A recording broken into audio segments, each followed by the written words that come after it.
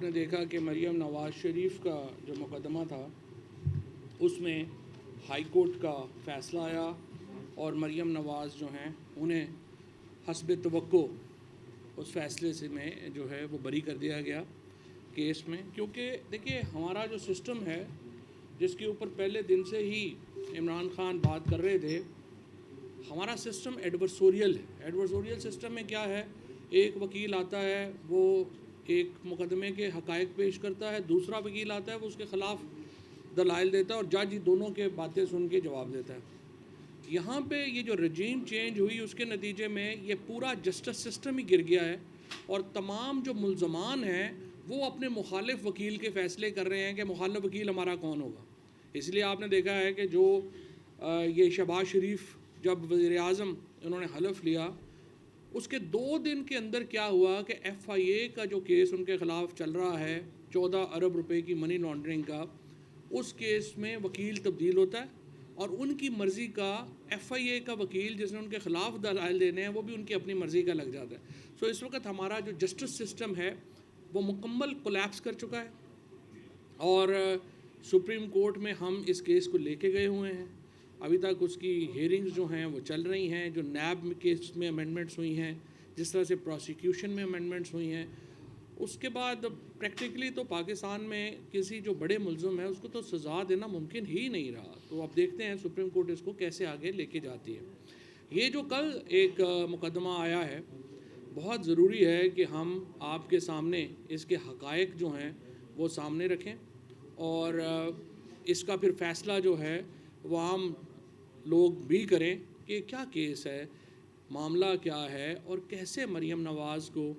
اور صفدر کو clean chit جو ہے وہ مل گئی. میں آپ کو یہ کہانی دوبارہ، بہت سارے لوگوں نے یہ کہانی سنی ہوئی ہے، بہت سارے لوگوں نے یہ کہانی نہیں سنی ہے، لیکن ضروری ہے کہ ہم اس کہانی کے تمام نقطے آپ کے سامنے رکھیں اور آپ اس کہانی کو پھر اپریشیٹ کر سکیں. آپ کو یاد ہوگا وزیر اعظم جو موجودہ نام نہاد وزیر اعظم ہیں شہباز شریف، ان کا ایک بیان تھا کہ میرے والد جو ہیں مجھے فخر ہے کہ ایک محنت کش آدمی تھے، مزدور تھے. یہ بات ان کی بالکل صحیح تھی. جب 1947 میں شریف فیملی جاتی عمرہ سے لاہور آئی تھی، وہ غریب مزدور تھے جیسے اور بہت سارے لاکھوں لوگوں نے محنت مزدوری کی، لیکن ان 7 بھائیوں نے محنت کی اور بڑا اچھا یہ انہوں نے ایک کام یہ کیا، اتفاق فاؤنڈری کی بنیاد رکھی. اتفاق فاؤنڈری جو تھی وہ 1971 میں ذوالفقار علی بھٹو نے نیشنلائز کر لی، جہاں اور بہت صنعتیں نیشنلائز کی. 1980 میں آ کے ان 7 بھائیوں کی ایک یعنی فاؤنڈری تھی، ایک فیکٹری تھی اور اس کے علاوہ ان کے پاس کچھ نہیں تھا. 1980 میں جنرل ضیاء الحق نے جب مارشل لاء لگا تو یہ فاؤنڈری شریف فیملی کو، میاں شریف صاحب کو اور ان کے 6 اور بھائیوں کو واپس کی اور ان کے ساتھ 50 کروڑ روپے کا قرض اس وقت اس فاؤنڈری کو چلانے کے لیے حکومت پاکستان نے ان کو دیا. کیونکہ جنرل ضیاء الحق ظاہر ہے کہ ذوالفقار علی بھٹو کے جتنے مخالفین تھے ان کو اوپر وہ انہوں نے ہاتھ رکھا ہوا تھا، وہ ان کو تگڑا کر رہے تھے اور یہاں سے ایک نئی کہانی کی ابتدا ہوئی. اس کے بعد جو شریف فیملی کا تعلق بنا جنرل ضیاء الحق سے، جنرل جیلانی صاحب سے اور جو اس وقت کے مارشل لاء کے اہم جرنیل تھے ان کے کندھوں کے اوپر وہ وزیر اعلیٰ بن گئے. اس کے بعد 1985 سے لے کے 1988 تک، پھر 1990 میں وہ وزیر اعظم بن گئے اور پھر 1997 تک وہ 2 دفعہ وزیر اعظم رہے. اس دوران ان کی جو کمپنیز کی تعداد ہے صرف شریف فیملی کی، جہاں 7 بھائیوں کی ایک فیکٹری تھی، ان فیملی کی خالی جو شریف فیملی ہے ان کی کمپنیاں بڑھ کے 27 ہو گئی. تو یہ ایک تو اقتدار کے آنے کے بعد 27 گنا جو 10 سالوں میں ہوا وہ آپ کے سامنے ہے.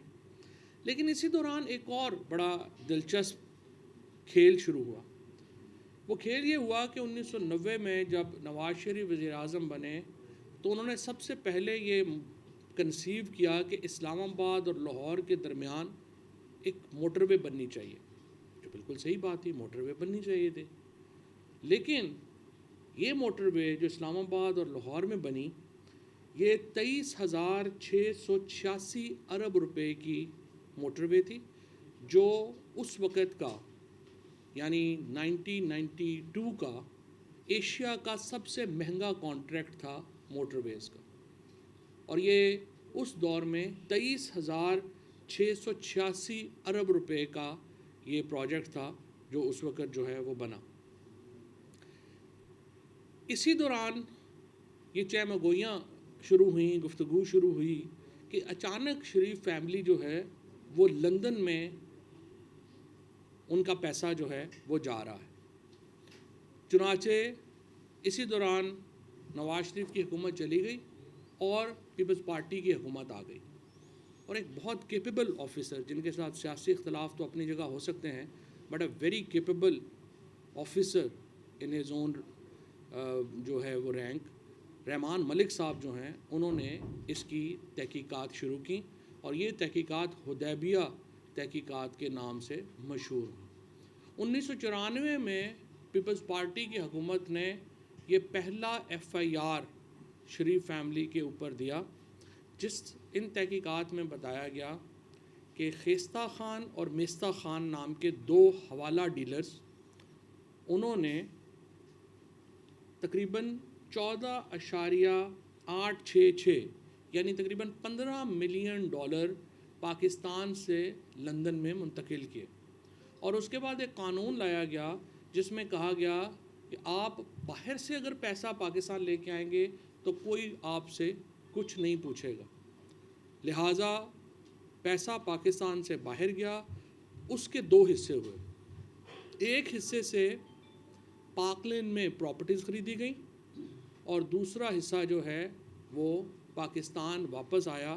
جو تقریباً 43 جو ڈفرینٹ ممبرز ہیں شریف فیملی کے، ان کے ملازم بھی اس میں شامل ہیں، ان کے لوگ بھی شامل ہیں، ان کے نام کے اوپر وہ پیسہ پاکستان بھی واپس آیا۔ لیکن جو میجر پورشن تھا جو باہر بھیجا گیا، اس سے پاکلینڈ اپارٹمنٹس جو ہیں وہ خریدے گئے۔ اس تحقیقات کو 1994 میں جو تحقیقات شروع کی گئیں، اس کے اوپر جو ریفرنس ہوا پہلا، وہ پرویز مشرف صاحب کی حکومت نے کیا، جو 2099 کے آخر میں یہ ریفرنس جو ہے وہ فائل ہوا، اور 2000 میں یہ ریفرنس عدالت میں پہنچا ہی تھا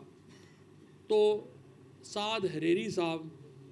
اور ایک سعودی ریپرزنٹیٹیو پاکستان تشریف لائے، اور شریف فیملی میں اور اس وقت کی جو ماشاء اللہ حکومت تھی، اس میں ایک ایگریمنٹ سائن ہوا۔ اس ایگریمنٹ میں، جس کی کاپی یہ ہے جو ہم آپ کو ریلیز بھی کر رہے ہیں، اس ایگریمنٹ میں نواز شریف صاحب نے یہ سائن کر کے یہ ایفیڈیوٹ دیا: I, the undersigned, Muhammad Nawaz Sharif, hereby acknowledges that I have approved the gentleman's assistance to negotiate on my behalf for my release from incarceration in Pakistan. یعنی میں نے یہ اس کو کانسنٹ دے دیا ہے کہ یہ جو جنٹل مین آئے ہیں، سعد حریری صاحب تھے اور سعودی انٹیلیجنس ہیڈ تھے اس وقت، کہ میں نے ان کو کانسنٹ دے دیا کہ میری طرف سے نیگوشیٹ کریں مشرف حکومت سے میرا باہر جانا۔ I, the undersigned, further acknowledge that I am thoroughly satisfied with the course and results of the negotiations on my behalf, that I have been kept fully advised for the negotiations, that I have been in full agreement with each step in the negotiations, and that I fully agree and accept the result. Upon my arrival on the country, I have approved to go to، یعنی جس ملک میں جا رہا ہوں، I, the undersigned, hereby by covenants and agree that I will not engage in any business or political activities or any other activities of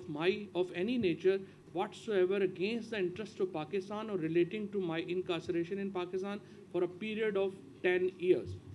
10 سال تک میں یہ وعدہ کرتا ہوں کہ کسی طور پر بھی کسی ایسی ایکٹیویٹی میں حصہ نہیں لوں گا جو پاکستان کی سیاست کو افیکٹ کرے یا پاکستان کی سیاست میں اس کی مداخلت ہو۔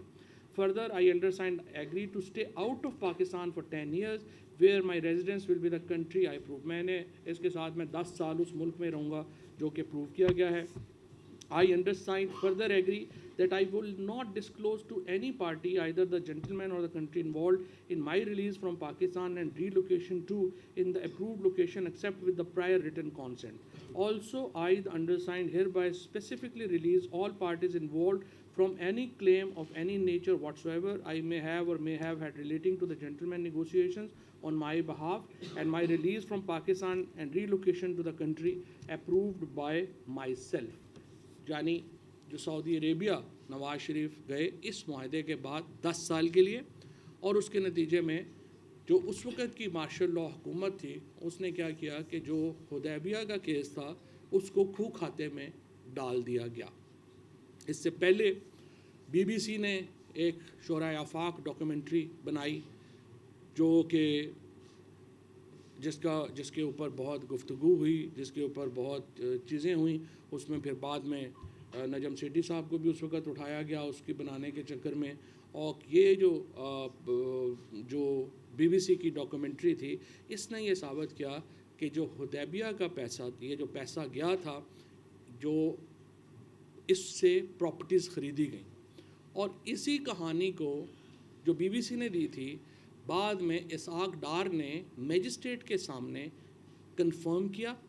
और ये बात भी सामने आई कि ये जो मनी लॉन्ड्रिंग थी इसके पीछे जो एक्टिव इन्वॉल्वमेंट थी वो इसहाक डार की थी। सो इसहाक डार ने ये सारी जो पैसे का खेल जो इस्लामाबाद से शुरू हुआ और UK में ख़त्म हुआ, इसहाक डार साहब इसका मेन कैरेक्टर थे, और ज़ाहिर है कि वो इस वक्त भी सबसे अहम आदमी हैं मामले के। अच्छा जी, इसके बाद क्या हुआ कि 1999 में जब ये बात पहली बार सामने आई कि ये शरीफ फैमिली जो है, जब BBC की ये ख़बर आई तो हसन नवाज़ शरीफ जो वहाँ पर मुकीम थे और वो सारे इन मामलात को देख रहे थे, अब वो बड़े हो गए 1999 में, तो हसन नवाज़ हार्ट टॉक प्रोग्राम में गए BBC में, और टिम सेबेस्टियन ने जब उनसे इन अपार्टमेंट्स की मलकियत का सवाल किया तो हसन नवाज़ शरीफ ने क्या कहा, ज़रा दिखा दीजिए। ये जो सारी वीडियोस हैं ये हम आपको दे भी देंगे बाद में रिलीज़ के लिए। यहाँ पे मैंने देखा है कि कई दफ़ा उस तरह से चीज़ नहीं आती, पर हसन नवाज़ का दिखा दीजिए।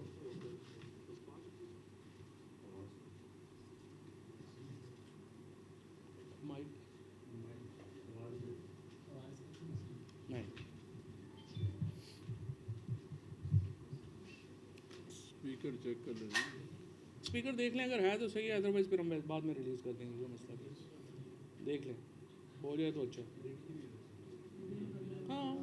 ये हम आपको रिलीज़ भी कर देंगे, जितनी वीडियोज़ है सारे रिलीज़ करेंगे विद दिस एग्रीमेंट।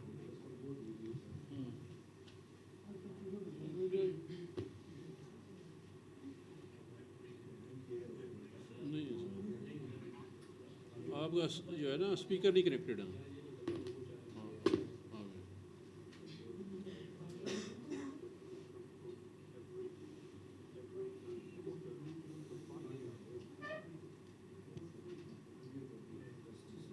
चलिए आगे चले, ठीक है, ये रिलीज़ कर देते हैं।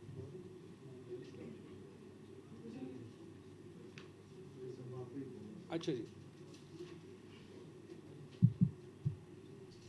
यही मुआहदा जो था जिसको हम NRO कहते हैं, नेशनल रिकन्सिलिएशन ऑर्डिनेंस के नाम से बाद में कोडिफाई हुआ, और इसमें पीपल्स पार्टी को भी इसी रिलीफ में जो है वो शामिल कर दिया गया। इस ज़रा स्पीकर चेक कर लें क्योंकि कुछ वीडियोस जो हैं वो फिर इंपॉर्टेंट हैं, उनका चलना ज़रूरी है, लेकिन प्रेस कॉन्फ्रेंस करने से पहले चेक किया करें तो बेहतर है। अच्छा, इसके बाद यही मुआहदा जो है वो पीपल्स पार्टी को जो है वो दे दिया गया। 3 अप्रैल 2016 को एक जर्मन अखबार था, पाकिस्तान का कोई अखबार नहीं था। पाकिस्तान में तो पता है आपको अखबारों पे वैसे ही माशाल्लाह अभी भी पता नहीं कितने TV बेचारे अफोर्ड कर रहे हैं चलाना या नहीं कर रहे हैं, जो हालात जा रहे हैं पाकिस्तान के अंदर, और जिस तरीके से मीडिया की बेचारा, तो हमारा फॉर्मल मीडिया तो रेस्ट इन पीस ही हो गया, लेकिन बहरहाल जितना जो लोग भी हिम्मत करके चलाते हैं उनकी ज़रूरत को सलाम है। 3 अप्रैल 2016 को एक जर्मन अखबार सदिज़े ज़ेडबर्ग जो था, जो उसके अंदर एक बहुत बड़ा स्कैंडल जो है वो आया, और उस स्कैंडल के अंदर ये कहा गया کہ جو اس وقت دنیا کے کئی حکمران ہیں وہ پیناما کے اندر انہوں نے شیل کمپنیز بنائی ہیں اور ان شیل کمپنیز کے ذریعے یہ پراپرٹیز انہوں نے خریدی ہوئی ہیں فرسٹ ورلڈ میں. ان میں نواز شریف فیملی کا نام جو ہے وہ سنہرے حروف میں وہاں پہ لکھا گیا تھا اور یہ کہا گیا کہ شریف فیملی بھی ان فیملیز میں دنیا کی ان بدنام فیملیز میں شامل ہے جنہوں نے پیناما کے اندر اپنی جعلی آف شور کمپنیز بنائیں اور ان آف شور کمپنیز کے ذریعے انہوں نے وہاں پر جو پراپرٹیز ہیں وہ وہاں پہ پارک کی ہیں. میں یہاں پہ آپ کو یہ بھی بتا دوں کہ یہ جو ہماری جو پراپرٹیز ایون فیلڈ اپارٹمنٹ کی پراپرٹیز ہیں ان کی قیمت تو اربوں روپیہ ہے ہی, لیکن ایک اور پراپرٹی جس کے اوپر بار بار خود حکومت جو ہے وہ لے کے آئی, جس میں کہا گیا کہ جو ملک ریاض کو بینیفٹ دینے کے لیے پی ٹی آئی حکومت نے ایک سیلڈ جو انویلوپ ہے اس کو اپروو کیا تھا جو کہ کابینہ نے کیا تھا. میں آپ کو صرف یہ اس کا بتا دوں,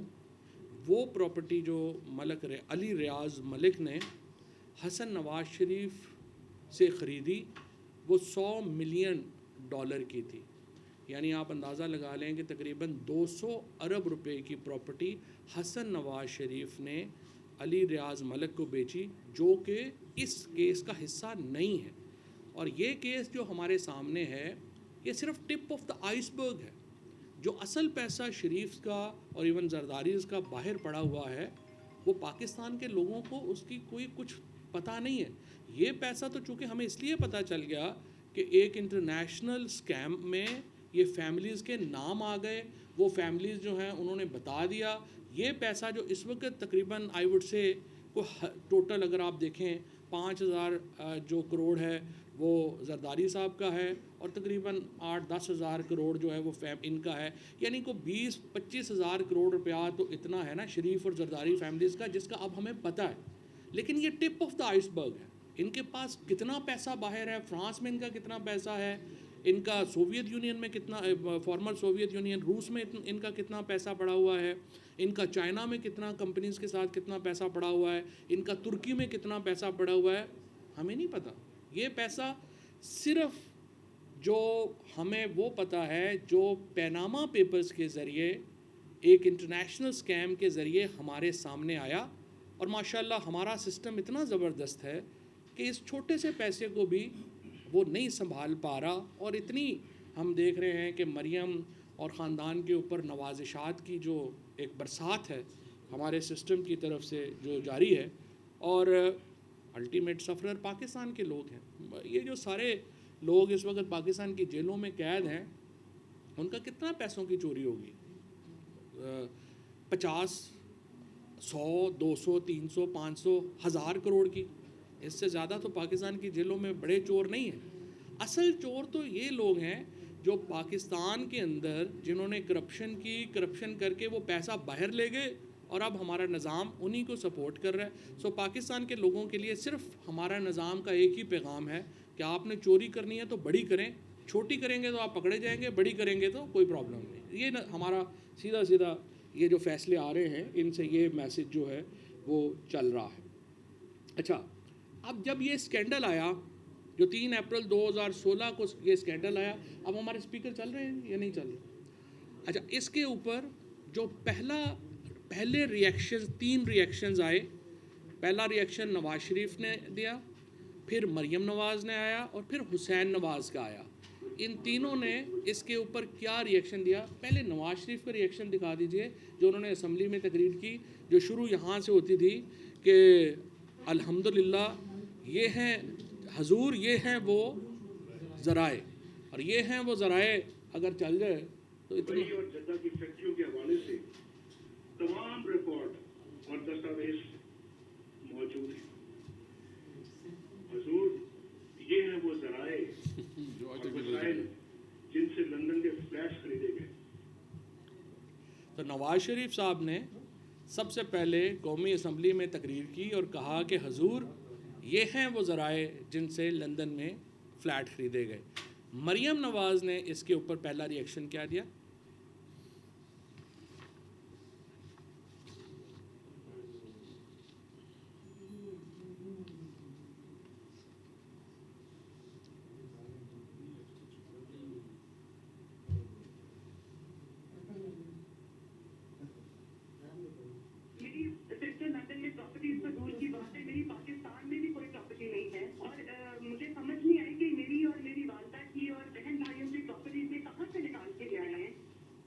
کہاں سے نکال کے لے آئے؟ ہم تو نکال کے نہیں لائے تھے ایکچولی. تو یہ بھلا ہو اگر وہاں پہ بھی ماشاءاللہ کوئی ہمارا پاکستان والا ہوتا تو مینیج ہو گیا ہوتا. وہ جرمن گورا تھا, وہ اس کو پتہ نہیں چلا کہ اس سے میں یہ بھی معاملات جو ہے وہ سیٹل ہو سکتے تھے. ان کو میرا خیال ہے ان کا پتہ کرنے میں دیر ہوگی, ورنہ یا تو وہ مارا جاتا یا وہ بک جاتا. تیسرا تو کام کوئی نہیں تھا. حسین نواز نے کیا کہا؟ نہیں یہ حسن ہے, حسین.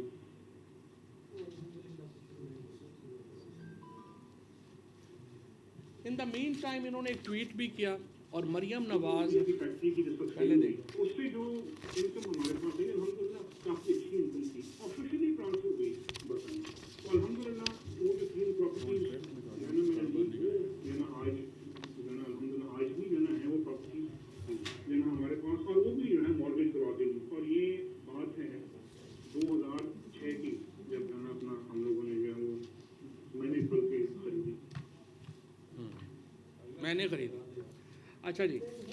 اب کیا ہوا اس کے بعد پھر ایک آفیشیل جو اسٹیٹمنٹ ہے شریف فیملی نے ریلیز کی, اور شریف فیملی نے کہا کہ جی یہ حسین نواز شریف اور حسن نواز شریف ہے been resident of Saudi Arabia and UK respectively.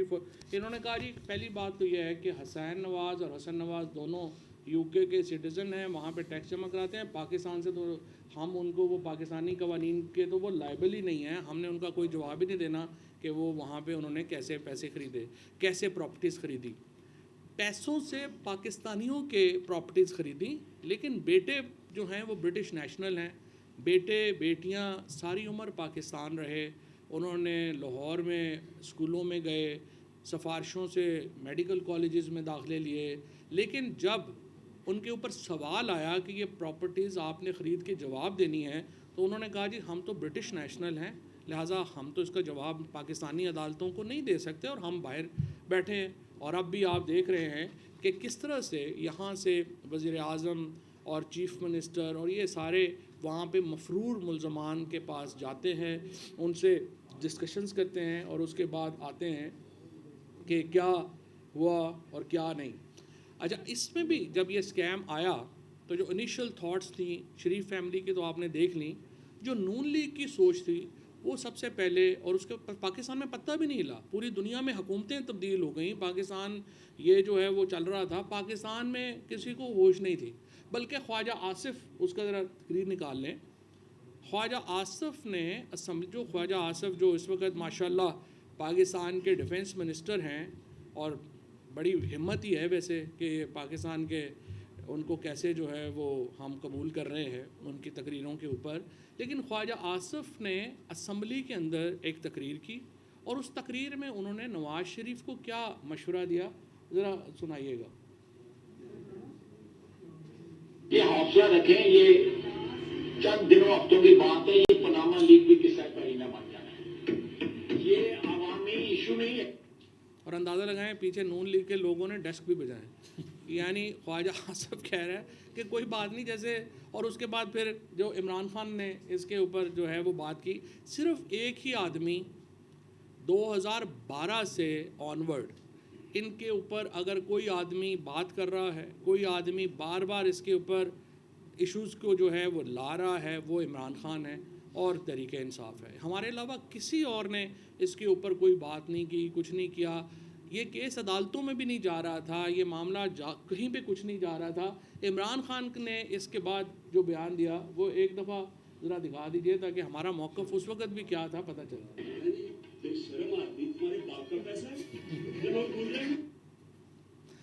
اس سے زیادہ جو بات ہے وہ کیا کہہ سکتے تھے کہ تمہارے باپ کا پیسہ ہے کہ لوگ بھول جائیں گے. خواجہ آصف صاحب نے ویسے اس کو باپ ہی کا پیسہ سمجھا تھا, اور پاکستان کا پیسہ جو ہے وہ اس طرح سے ان لوگوں نے وہاں پہ جو ہے وہ استعمال کیا.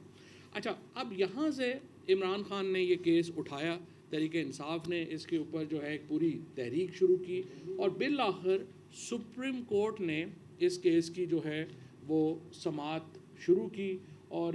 یہاں پہ ایک تفصیلی جو بات تھی, جو سپریم کورٹ کا فیصلہ تھا وہ یہاں پہ آیا, اس میں سارے جو چیزیں تھیں وہ پیش ہوئیں. پہلے انہوں نے وہاں پہ کہا کہ جی یہ تو ہمارے دادا کی پراپرٹیز تھیں. انہوں نے کہا جی دادا کی پراپرٹیز تھیں تو آپ بتائیے کہ دادا کے پاس کتنے پیسے تھے. اس وقت ڈاکومنٹس نہیں آ سکے. پھر انہوں نے کہا, جو پہلے آپ نے سنا حسین نواز کو, کہ ہم نے یہ وہاں سے دبئی سے, اور نواز شریف نے کہا کہ وہاں سے پیسے ہم نے دیے تھے. وہاں سے پیسے جو ہیں وہ پروو نہیں ہو سکے, کیونکہ وہاں پہ تو پتہ چلا کہ جو فیکٹریز تھیں وہ تو تھی کوئی نہیں, دبئی میں تو کچھ بھی نہیں تھا اور فیکٹری کبھی تھی ہی نہیں. اور اس کے بعد انہوں نے ایک قطری خط کہا کہ $8 ملین ہمیں ایک قطری شہزادے نے دیے تھے, ہماری ان سے بزنس ڈیل تھی اور انہوں نے ہمیں پیسے دیے تھے.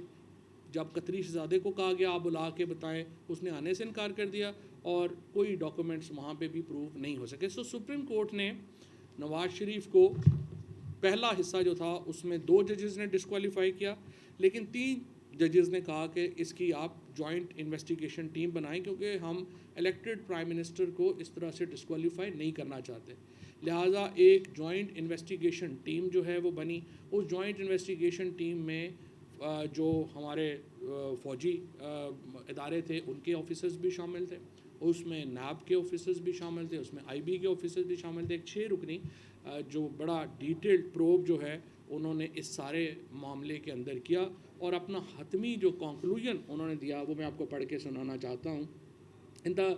In the final analysis, on the basis of the material before GIT, we conclude that the true owners of the Mayfair apartments at the time of Al Tawfiq litigation in early 99 were members of Sharif family, which included most likely the respondent number 1, who seems to be employing his children, and the 2 BVI entities to conceal his true ultimate beneficial ownership in the Mayfair apartment. ہوا یہ کہ ایک وہاں پہ قرضہ لیا گیا £7 million کا ان اپارٹمنٹس کو گروی رکھ کے, اور وہ پیسہ پھر واپس نہیں کیا گیا. وہاں جیسے پاکستان میں کبھی یہ پیسے واپس نہیں کرتے, انہوں نے وہاں پہ بھی پیسے واپس نہیں کیے. سو بینک جو ہے وہ چلا گیا ان کے خلاف لٹیگیشن میں, اور اس لٹیگیشن میں جو کون جو تھے وہ بینک نے کن کن کو وہاں پہ پارٹی بنایا اس لٹیگیشن میں. میاں محمد شریف, میاں شہباز شریف, میاں عباس شریف, حسین نواز شریف, حمزہ شریف, شمیم اختر اور صبیحہ عباس, اور ان کے درمیان ایک سیٹلمنٹ ہو گئی التوفیق بینک کی اور ان کی, اور انہوں نے پیسے واپس کر دیے. اور یہ پیسے بھی وہ اسحاق ڈار والے ایفیڈیوٹ میں پورے ہیں کہ وہ پیسے جو ہیں وہ کیسے کیے گئے. لہٰذا اس کے اوپر جو تمام انہوں نے کنکلوژن ڈرا کیا وہ یہ کیا کہ یہ جو ہے یہ شریف فیملی اون کر رہی تھی. The available record of the English High Court proceedings also strongly support the conclusion that members of Al Thani family, or indeed any other third party, had no real interest or nexus with the Mayfair apartments. Inter alia, no individual other than the members of Sharif family were represented in the legal proceedings and subsequent negotiations that culminated into the reference settlement agreement. انہوں نے کہا کہ یہ جو کہہ رہے ہیں کہ التھانی والے جو ہیں انہوں نے پیسے دیے تھے, تو اس لٹیگیشن میں ان کا دور دور تک میفیر اپارٹمنٹ سے کوئی تعلق جو ہے وہ نظر نہیں آتا, اور نہ ہی ان کا کوئی جو معاملہ ہے وہ آگے ہے. No actual evidence of the remittance and the payment of the $8 million by the Al Thani family on the instructions of Mian Mohammad Sharif, as claimed and pleaded before the Honorable Court, has been produced by any of the respondents or other individuals interviewed by JIT. یہاں پہ بھی نواز شریف نے, شہباز شریف نے, حسن نواز نے, حسین نواز نے پیش ہو کے صرف کہا کہ جی ہمیں تو کچھ پتہ ہی نہیں ہے, اور ہم برٹش نیشنل ہیں, اور آپ ہم سے یہ سوال جو ہیں وہ نہ کریں. اور یہ جو JIT ہے انہوں نے بہت تھورو جو انویسٹیگیشن ہے اس کے بعد یہ کنکلوڈ کیا کہ اس کے جو اونرز ہیں وہ شریف فیملی ہے, نواز شریف ہیں, اور اس کے جو حسن نواز, حسین نواز اور جو مریم نواز ہیں وہ اس کی بینیفیشل اونر تھیں اور ٹرسٹی تھیں, اور جو پھر انہوں نے آفیشیل وہاں پہ ڈاکومنٹس تھے وہ بھی حاصل کر لیے, وہ بھی انہوں نے جو ہیں وہ پیش کر دیے. اور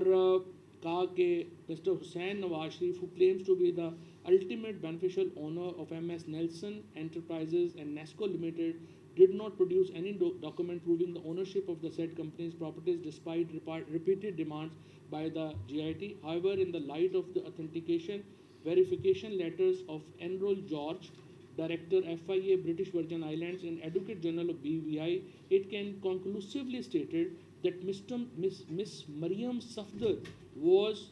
the real and still is the real and ultimate beneficial owner of the Annabinfield properties through the ownership of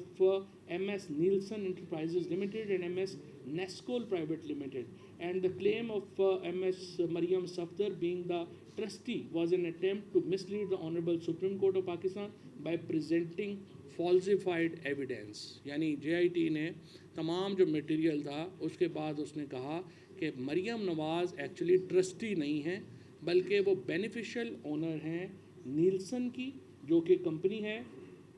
और नेस्कोल की। नीलसन और नेस्कोल दो कंपनियां थीं जो पनामा में रजिस्टर्ड थीं और जो इन प्रॉपर्टीज़ की मालिक थीं, और उन कंपनीज़ की जो ओनरशिप थी वो मरियम सफदर के पास थी। अब अल्हम्दुलिल्लाह मरियम सफदर इस केस में बरी हो गई हैं और नैब ने बड़ा अच्छा किरदार अदा किया माशाल्लाह इनको बरी कराने में। अब हमारा अगला सवाल जो हाई कोर्ट से भी और नैब से भी और जज साहिबान से भी है, जिस तरह से ख्वाजा आसफ साहब ने कहा था कि लोग भूल जाएंगे, लेकिन हम तो नहीं भूलने देंगे। अगर ये शरीफ फैमिली की प्रॉपर्टीज़ नहीं है तो शरीफ फैमिली वहाँ पे इतना अरसा रह रही है, इन मुलाकातें वहाँ पे हो रही हैं, रोज़ाना वहाँ पे जाके सारे ये भंगड़े डालते हुए वहाँ जाते हैं, भंगड़े डालते हुए वापस आते हैं। तो फिर हमें जज साहब अगला सवाल का जवाब दे कि ये इनकी नहीं है तो किन की हैं। ये तो नहीं हो सकता कि आप कहें कि मरियम भी इसमें बेगुनाह है, शरीफ भी बेगुनाह है, रहते भी वहाँ पे हैं, किराए भी वो ले रहे हैं, अरबों रुपया की प्रॉपर्टीज़ भी इन्वेस्ट इन्होंने कर ली हैं, ज़रिया भी नहीं पता, लेकिन हम बताएंगे नहीं। ये तो कौम के साथ एक मजाक है। कल से हम देख रहे हैं सोशल मीडिया के ऊपर इस कदर ज़्यादा नाराज़गी है आम पाकिस्तानी की सिस्टम के साथ, आम पाकिस्तानी इस निज़ाम से तंग है, और ये जिस तरीके से इन्होंने ये सारा खेल रचाया है उसके नतीजे में पाकिस्तान में जस्टिस सिस्टम के ऊपर बहुत बड़ा एक सवालिया निशान आ गया है, जहाँ पे दो वकील आप साथ में ला लें और उसके बाद अल्लाह अल्लाह खैर सल्ला, कोई प्रॉब्लम ही नहीं है। और सुप्रीम कोर्ट में हम नैब केसेस की अमेंडमेंट के ख़िलाफ़ हैं, गए हुए हैं, और हमें उम्मीद है सुप्रीम कोर्ट उस केस को सुनेगी। आप ये मुझे बताइए कि कैसे हो सकता है कि मुल्ज़मान ही को ये हक़ दे दिया जाए कि अपने ख़िलाफ़ प्रोसिक्यूशन का फ़ैसला भी वो करेंगे, वो किस कोर्ट में जाना है उसका फ़ैसला भी वो करेंगे, और ये जो केसेस चल रहे हैं इनका तो इस हिसाब से कोई मुस्तकबिल जो है वो नहीं है। अब ये ऑडियो लीक्स करके अब आप देखिए कि पूरी एक गेम बनाई जाती है, ऑडियो लीक होती है, उधर से लोग उधर डिस्कस कर रहे हैं, पीछे से ये सारे पैसे हज़म हो रहे हैं, और अरबों रुपया पाकिस्तान के लोगों का इस तरीके से पाकिस्तान से बाहर गया है। वो पैसा जब तक वापस नहीं आता पाकिस्तान के अंदर पेट्रोल सस्ते नहीं हो सकता, पाकिस्तान के अंदर बिजली सस्ती नहीं हो सकती, पाकिस्तान के अंदर किचन आइटम सस्ते नहीं हो सकते अगर आपके 4, 5, 10, 15, 20 फैमिलीज़ पाकिस्तान के वसाइल के ऊपर इस तरह से बैठ जाएं कि वो यहाँ से जो आप समझिए कि जोंकों की तरह पाकिस्तान के लोगों का खून चूसे और उसके बाद वो बाहर फ़रार हो जाएं, और वहाँ पे हट्टे कट्टे वो रोज़ वहाँ पे बैठे हुए अपनी ज़िंदगी याशी में गुजारें, और पाकिस्तान के करोड़ों लोगों के पास जो फ्लड इफेक्टेड हैं आप देखें उनके पास पहनने को तन में कपड़े नहीं हैं,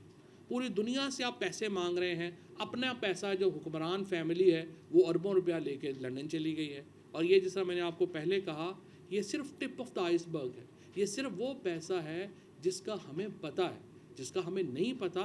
वो इससे भी बहुत ज़्यादा हो सकता है, बहुत ज़्यादा होगा फॉर श्योर। क्योंकि अगर एक हसन नवाज़ ने एक अपार्टमेंट का $100 मिलियन जो है वो लिया है, एक अपार्टमेंट का जो हाइड पार्क अपार्टमेंट जो हसन नवाज़ ने अली रियाज मलिक को बेचा, इससे आप अंदाज़ा लगा सकते हैं इनकी बाकी वेल्थ कितनी है, आप इससे अंदाज़ा लगा सकते हैं इनका बाकी पैसा बाहर कितना पड़ा हुआ है, और ये यहाँ पे इतना पक्का मुंह बना के झूठ बोलते हैं। सिर्फ ये यहाँ पे आते हैं हुक्मरानी करने के लिए, हुक्मरानी की, उसके बाद बैग भरे, उसके बाद फिर वापस चले गए, और हमारा जो सिस्टम है वो इनको सपोर्ट कर रहा है, सारा सिस्टम इन्होंने करप्ट किया हुआ है, उस सिस्टम के ऊपर ये खड़े हुए पूरे पाकिस्तान के लोगों को बेवकूफ़ बना रहे हैं। लेकिन इंशाअल्लाह तहरीक इंसाफ जब तक है, इमरान खान जब तक हैं, इसके ख़िलाफ़ हमारी जदोजहद जारी रहेगी। अब हमने ये फ़ैसला किया है कि हम जाके सुप्रीम कोर्ट में कहेंगे कि ये नैब इसकी अपील में नहीं कर सकता, क्योंकि उन्होंने ख़ुद अपना चेयरमैन लगाया हुआ है, उन्होंने ख़ुद अपना बंदा लगाया हुआ है। ये केस अब इंशाल्लाह हम खुद सुप्रीम कोर्ट में लेके जाएंगे, और हमारी कोशिश ये होगी कि हमारे वकील की सुप्रीम कोर्ट बात सुने। ये तो सारे यहाँ पे एक ही वकील, मुलज़म का वकील भी उधर ही है और जो स्टेट है उसका वकील भी उधर ही है, उधर क्या फ़ैसला जो है वो होना है। ये बताइए कि सर के ये जो आपने ये जो गुफ्तगू की है, हम देखते थे पनामा केस में भी आप इस तरह की तफसीली बातें करते थे, लेकिन लगता है कि ये सारी चीज़ें अब यूजलेस हो चुकी हैं। एक स्क्रिप्ट बताया गया था, उसके मुताबिक एपिसोड वाइज वो चीज़ें हो रही हैं और डे बाय डे हमें नई एपिसोड नज़र आ रही है और सारी चीज़ें लगता है कि वो एक ही उस आपने कहा कि पूरा निज़ाम उसको सपोर्ट कर रहा है, लेकिन इसको रोकने के लिए इमरान खान ने इसका रास्ता रोकना है और वो पब्लिक सपोर्ट के जरिए रोकना चाहते हैं, लेकिन अभी तक वो जो कॉल उन्होंने देनी है वो भी डिले कर रहे हैं। तो क्या वो भी या आप भी इस जो एक पूरी स्क्रिप्ट है या डील है उसका हिस्सा बनकर या इंतजार कर रहे हैं, या इसको रोका जाएगा? जैसे आप कह रहे हैं सुप्रीम कोर्ट जाएंगे तो या अवामी अदालत में जाएंगे, तो ये कब लोगों को नजर आएगा? क्योंकि अभी तक तो कोई भी चीज़ आपकी तरफ से भी ठोस नजर नहीं आ रही। नहीं, रिजवान, पहली बात तो यह है कि आपके सवाल से उसी बेबसी का इजहार हो रहा है जो आम पाकिस्तानी फील कर रहा है, क्योंकि आम पाकिस्तानी समझता है कि इस सिस्टम के अंदर कोई हमारा मुमकिन ही नहीं कि कोई मुदावा हो जाए। कोई आम पाकिस्तानी समझता है कि इस निज़ाम के अंदर कोई रिलीफ है ही नहीं उसके लिए, और आपका सवाल भी उसी तकलीफ़ का इजहार कर रहा है जो आम पाकिस्तानी जो है वो फ़ील करता है। लेकिन हमारे पास दो रास्ते हैं, या तो ये है कि हम थक हार के बैठ जाएं और हम सिस्टम के साथ सुलह कर लें और इसी के साथ जो है वो मट्टी के साथ मट्टी हो जाएं, लेकिन दूसरा तरीका ये है कि हम इसको रजिस्ट करें और हम खड़े हों। और ये देखिए हम रजिस्ट कर रहे हैं। 2012 में अगर इमरान खान खड़े ना होते, 2016 में अगर खड़े ना होते, तो ये तो तफसीलात भी ख़त्म हो चुकी हुई थी अब तक। इमरान खान की वजह से ही मामला जो है वो यहाँ पे पहुँचा है, पीटीआई की स्ट्रगल की वजह से भी यहाँ पे पहुँचा है। और अब भी हम गुज़श्ता महीनों से स्ट्रगल कर रहे हैं। ये आसान नहीं है, आपको धमकियाँ मिल रही होती हैं, आपके लोग जो हैं उनको गिरफ़्तार किया जा रहा है, आपके लोगों को तशद्दुद का निशाना बनाया जा रहा है, लेकिन हम तो खड़े हैं। और सिर्फ एक ही पार्टी है और एक ही लीडर है जो इस निज़ाम के ख़िलाफ़ खड़ा है, वो इमरान खान है। और इंशाअल्लाह ताला हम सुप्रीम कोर्ट में भी जाएंगे, लेकिन देखें ये लोगों को बाहर निकलना पड़ेगा। ये सिर्फ जो है ये इमरान खान का ज़ाती पैसा नहीं है, ये पीटीआई का ज़ाती पैसा नहीं है, ये पाकिस्तान के लोगों का पैसा है। और अगर आप लोग बाहर नहीं निकलेंगे, आप लोग प्रोटेस्ट नहीं करेंगे, फिर कौमों को आज़ादी ऐसे तो नहीं मिलती, जद्दोजहद करनी पड़ती है। खान साहब ने अपने टीवी इंटरव्यू में कहा कि एस्टेब्लिशमेंट से फवाद चौधरी के रास्ते हैं और वो इमरान खान को नुकसान आमिर खान को जी फवाद भाई ये बताएं कि आप खान साहब के बारे में यही था कि सितंबर में शायद वो बड़ी लॉन्ग मार्च दे देंगे, और आप भी बात करें कि सितंबर के महीने में लॉन्ग मार्च की कॉल देंगे, लेकिन अब सितंबर का महीना भी खत्म हो गया। अभी पीटीआई सुप्रीम कोर्ट की तरफ देख रही है कि शायद कोई जस्टिस का सिस्टम बाकी है या बाकायदा तौर पर लॉन्ग मार्च का सुप्रीम कोर्ट से हमें उम्मीद तो है। ये भी यहाँ तक जो मामला पहुँचा है सुप्रीम कोर्ट ही की वजह से पहुँचा है। ये अलहदा बात है कि जो हुदैबिया का केस है, असल केस तो वो था जिसके ऊपर बात शुरू होनी थी, हुदैबिया का केस था जिसके ऊपर बात आगे जानी थी, लेकिन अनफॉर्चुनेटली वो तो हुआ नहीं है और उसके ऊपर भी केस जो है वो खुलना चाहिए। अब दूसरी बात ये है कि ये जो मामला है, ये जो मुकदमा है जिसके ऊपर आप हम कह रहे हैं कि सुप्रीम कोर्ट में हम लेके जाएंगे, हम उसमें पार्टी बनेंगे, लेकिन सच्ची बात तो ये है कि जब तक अवाम बाहर नहीं आएगी, हम लॉन्ग मार्च की कॉल देने के बहुत करीब हैं। मुझे उम्मीद है शायद अगले 4, 5, 6 दिनों में हम इससे ज़्यादा वेट नहीं होगा, क्योंकि लोग भी डेस्परेट हो रहे हैं और हमने इसकी तरफ जाना है और इंशाअल्लाह ताला एक हतमी कॉल जो है उसकी तरफ लेकिन हम सोच समझ के ज़ाहिर जाएंगे, क्योंकि इसमें देखें हमारी पहली कोशिश यही है कि हम फसाद के बग़ैर इंतखाबात पे पहुँचें, लेकिन अगर नहीं होंगे तो ज़ाहिर है फिर हमें उधर जाना सर ये बताइएगा कि प्राइम मिनिस्टर हाउस की रिकॉर्डिंग्स तो यकीनन ऑडियो लीक हो रही है, जो साहब की ज़िरात में इमरान खान उनकी भी रिकॉर्डिंग लीक हुई कुछ देर पहले, शाह महमूद कुरैशी के साथ असद उमर के साथ आज़म खान चारों की आपस में जो है ऑडियो लीक हुई है। क्या लगता है कि साइफर की जो सारी स्टोरी है उसमें डैमेज इससे क्या है? कोई साइफर डैमेज हो ही नहीं रहा, इससे तो तक़वियत हो रही है ना कि जो हम बात कर रहे थे बाहर वही साबित हो रही है, साइफर की रियलिटी साबित हो गई है, उसके अंदर जो कंटेंट है उसका वो साबित हो गया है। बाकी पाकिस्तान के लोग इतने, और अब ये हो रहा है, अगला जो काम ये कर रहे हैं ना, अब ये मुख्तलिफ जो हैं ये टोटे जोड़ के सामने आ रहे हैं। एक जगह बात हुई है उसको दूसरी जगह से लिंक कर दें, फिर तीसरी जगह से लिंक कर दें, ये लोगों को इससे नहीं फ़र्क पड़ता और इंशाअल्लाह ताला ये चीज़। इसमें एक ऐड करना चाहता हूँ मैं जी, ये जो ऑडियो लीक हो रही है हुकूमत खुद कर रही है। ये वो डेटा है जो आपका प्राइवेट एक्ट, जो आपका सीक्रेट एक्ट है, उसकी वायलेशन कर रहे हैं, और एक वो है जो हैकर्स के पास है, जो भी आना है वो भी जुमे को उसका आना है। वो सुनिएगा वो क्या है। سر یہ بتائیے گا جس سے NRO2 کی عمران خان بات کر رہے تھے اور اب اس کا ایک جو سیکوینس ایونٹس ہے اس میں کل بریت ہوئی اور اب یہ سننے میں آ رہا ہے کہ نواز شریف واپس آ رہے ہیں، بلکہ انہوں نے کل لندن میں کہا کہ میں بڑا بے بس ہوں دوستوں کی وجہ سے، میرا تو پاکستان جانے کو بہت دل کر رہا ہے۔ وہ پاکستان آتے ہیں تو سر پنجاب میں آپ کی حکومت ہے تو آپ کا لائن آف ایکشن کیا ہوگا ان کے حوالے سے؟ دیکھیں اب تو عدالتوں میں ہے کیس، اب تو جو عدالتوں نے کرنا ہے، میں آپ کو بتاؤں یہ پاکستان میں صرف لوگوں نے اس کا نوٹس لینا ہے تو لینا ہے، اور کسی کا نوٹس کی کوئی کسی کو پرواہ نہیں ہے۔ عوام نکلے گی اپنے رائٹس کے لیے تو یہ سارا کام ہو جائے گا، نہیں نکلے گی تو اللہ خیر صلی اللہ، ہم نے تو ظاہر ہے عوام کے اوپر رلائی کرنا ہے۔ جی اون فواد صاحب، مریم نواز نے کل آپ کی سابقہ حکومت پہ بڑا سنجیدہ الزام لگایا، ان کا کہنا ہے کہ جب میں عدالت میں جیل میں تھی تو رات گئے جو ہے 22 بندے آ گئے اور انہوں نے میری نائٹ سوٹ میں ویڈیو بنائی اور اب مجھے دھمکی دی جا رہی ہے کہ آپ کی ویڈیو سامنے آ سکتی ہے، تو کیا آپ کے پاس ایسی کوئی ویڈیو ہے یا آپ کوئی دھمکیاں دے رہی ہیں؟ میرے خیال میں اگر جس نے بھی کسی نے اگر یہ حرکت ہوئی ہے، کیونکہ مریم نواز کا پرابلم یہ ہے نا جھوٹ اتنا بولتی ہیں، پتہ نہیں سچ کیا ہے، اگر ایسی حرکت ہوئی ہے تو انتہائی گھٹیا حرکت ہے، اور جس نے بھی کی ہے وہ بہت ہی گھٹیا حرکت ہے۔ آئی تھنک اگر کسی نے بھی کیا ہے اس کو پکڑ کے لٹکانا چاہیے اور ان کو بالکل انویسٹیگیٹ کرنا چاہیے۔ ہاؤ ڈیئر دے، یہ پاسبل نہیں ہے، اور اب ان کی حکومت ہے، مریم نواز کی حکومت ہے، ان لوگوں کو سامنے لے کے آئیں اینڈ اس کا اسٹرکٹ ایکشن لیں، اور we will fully support Maryam if anything happen like that. اور چودھری صاحب کیا پی ٹی آئی کو اس صورتحال کا ذمہ دار سمجھتے ہیں جس طرح کا یہ بریت کے فیصلے ہو رہے ہیں، یہ نیب قوانین میں تبدیلی کی گئی ہے، اگر ہم پارلیمنٹ ہاں پارلیمنٹ کا حصہ تو نہیں، ہم ذمہ دار اتنے ہی ہیں کہ ہم نے اپنے جج بھرتی نہیں کیے۔ اگر ہم نے بھی اپنے جج بھرتی کر لیے ہوتے اور آج نیچے عمران خان ایک عدالت سے دوسری عدالت تیسری میں جا رہے ہیں،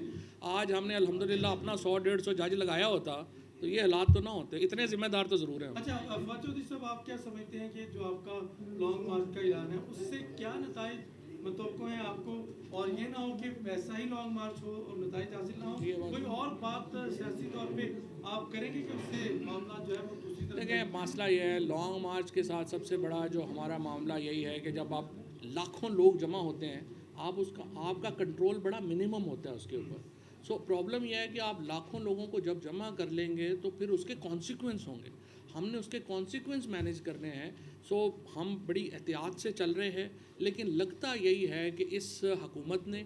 اور سسٹم میں ہمیں دیوار سے لگا دیا گیا ہے، عوام کو دیوار سے لگا دیا گیا ہے۔ جس طریقے سے فیصلے آ رہے ہیں، جس طریقے سے یہ چیزیں آگے جا رہی ہیں، ہمارے پاس جد و جہد کے علاوہ کچھ بچا نہیں ہے، اور ہم اس کی طرف پھر آگے جائیں۔ Thank you.